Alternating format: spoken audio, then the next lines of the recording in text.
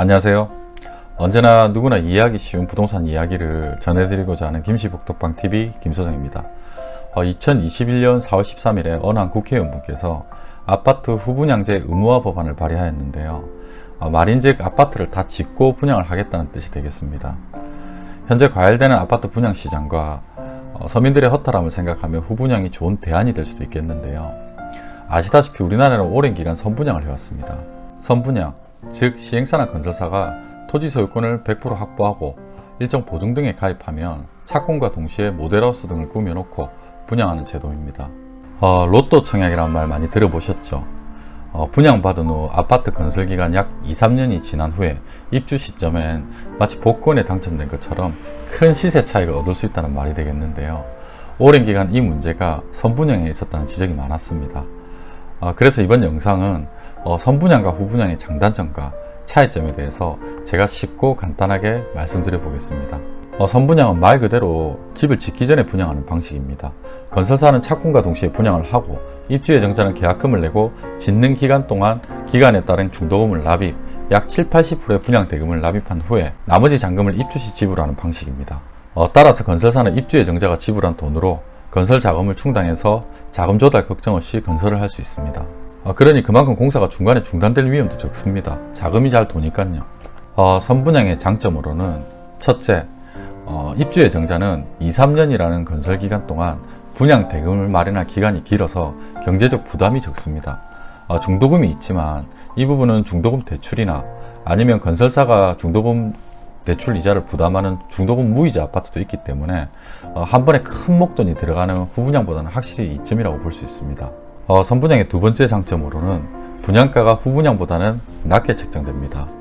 만약 건설사가 대출을 받아서 집을 지으면 많은 이자 비용이 발생하게 되고 또 자금 조달이 원활하게 이루어지지 않으면 공사 지연 등에 따른 추가 비용까지 발생해서 당연히 분양가가 높아질 수밖에 없습니다.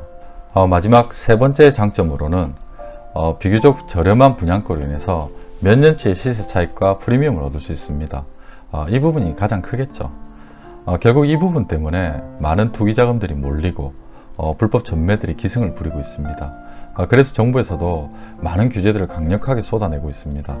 어떻게 보면 이 큰 시세 차익은 장점이라고도 볼 수 있고 단점이라고도 볼 수 있겠습니다. 선분양의 단점으로는 앞서 말한 장점의 반대라고 생각하시면 될 것 같습니다. 이를테면 분양 대금을 마련할 시간 적 여유는 충분하지만 내가 집이 좁아서 빨리 이사를 가고 싶거나 아니면 무주택자시라면 그만큼 입주 시기가 2-3년 뒤로 미뤄진다는 얘기입니다. 또 중도금 무이자가 아니라면 중도금 이자까지 몇 년 동안 지불해야 되고요.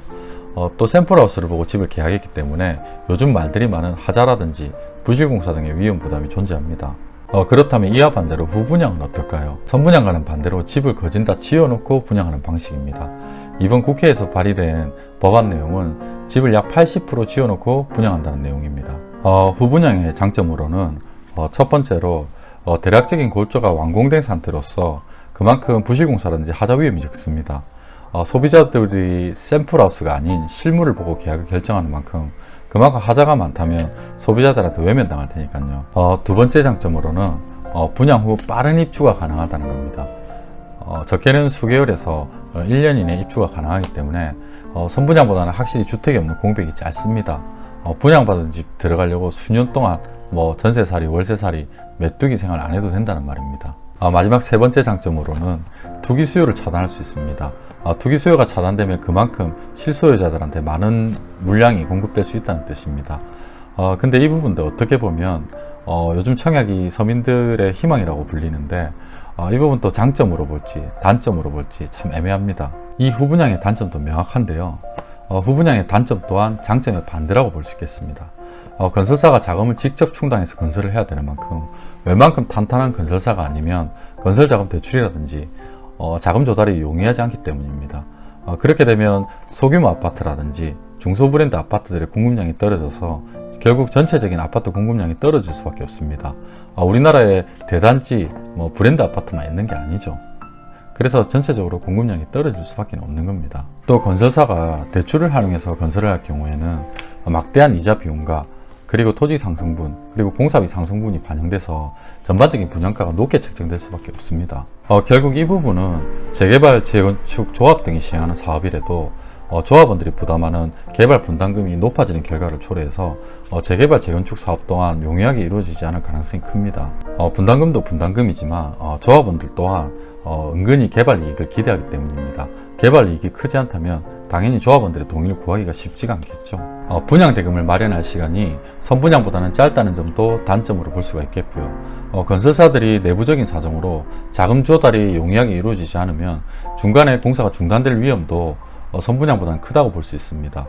이 부분은 뭐 공사가 중간에 중단된다 해도 소비자들한테 직접적인 피해는 가지 않겠지만 내가 어디 짓고 있는 아파트에 입주를 할 계획이거나 분양을 할 계획이었는데 갑자기 중간에 공사가 멈춰버리고 언제 될지 모르면 결국 소비자들은 계획을 새로 짜야 되니까요. 현재 정부에서는 현 주택시장의 과열을 막기 위해서 후분양을 독려하고 있습니다. 신축 아파트에 과열되는 현재 기조상 보면 후분양이 나을 수도 있을 겁니다. 하지만 후분양의 경우 앞서 말한 대로 웬만큼 큰 대기업이 아니고는 시행하기가 쉽지 않은 게 현실입니다. 그래서 우리나라 경제 대략 한 20% 가까이 차지하는 건설 경기 침체가 전체 경기 침체로 이어질 가능성이 있어서 부작용이 커서 정부에서도 권장만 할 뿐이지 강제하지도 못하고 있는 상황인 것 같습니다. 후분양이 투기 시장으로 변질된 아파트 분양 시장을 안정화시킬 수는 있겠지만 과연 기업들이 천문학적인 공사비를 회사의 사활을 걸고 뛰어들 수 있을지 모르겠습니다. 결국 건설사들이 소극적으로 바뀌면 낙후되고 슬럼화된 재개발 지역을 국가가 대신해서 개발해 줄 여력이 안 되니까 결국 도시 발전도 더뎌진다고 볼 수가 있겠습니다. 이런 상황에서 이번에 강제성을 띈 후분양 의무화제 법안이 발의된 겁니다. 국회를 통과하게 될지는 모르겠습니다. 워낙 경제적 데미지의 파급력이 커서 쉽지는 않을 것으로 생각됩니다. 여러분들 생각 어떠신가요? 그래서 오늘은 선분양과 후분양의 장단점과 차이점에 대해서 알아봤습니다. 더 깊이 들여다보면 더 많은 장단점과 차이점이 있겠지만 여러분들이 이 정도만 알아도 대략적인 제도에 대해서는 이해할 수 있지 않나 생각됩니다. 마무리하면서 말씀드리자면 제 개인적인 생각으로는 선분양과 후분양의 장단점은 명확하지만 어느 하나가 맞다 틀리다 보다는 전반적인 부동산 정책이 더 중요하지 않나 생각됩니다. 선분양은 수십 년 동안 해왔던 방식인데 굳이 선분양 하나 때문에 주택가격 전체가 이렇게 짧은 수년의 기간 동안 크게 상승했는가 의문이 듭니다. 영상 봐주시는 모든 분들께 감사드리고요. 저는 더 좋은 영상으로 찾아뵙겠습니다.